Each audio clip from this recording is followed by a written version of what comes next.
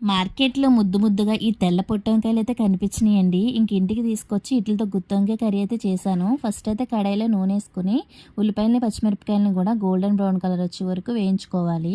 1 tea spoon అల్లం వెల్లుల్లి paste వేసి పసురు వాసన పోయే వరకు బాగా ఫ్రై చేసుకొని కోసి పెట్టుకున్న టమాటా ముక్కలను కూడా వేసేసి పసుపు, ఉప్పు వేసేసి టమాటాలని మూత పెట్టేసి బాగా మగ్గనిచ్చుకోవాలి.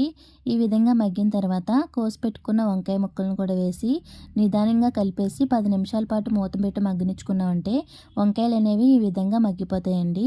తర్వాత 1 టీ స్పూన్ కారం వేసుకొని 1 టీ స్పూన్ ధనియాల పొడి కూడా వేసి చక్కగా నిదానంగా ఇలా కలిపేసుకోండి. వంకాయ ముక్కలని విడకుండా చక్కగా ఇలా కలుపుకొని చిన్న గ్లాస్ వాటర్ వేసుకొని మూత పెట్టేసి మగ్గనిచ్చుకొని ఫైనల్గా గరం మసాలా జల్లేసి కొత్తిమీర, పుదీనా జల్లుకొని వేడి వేడి అన్నంలోకి తింటే చాలా బాగుంటుందండి. నోటికి కారం కారంగా.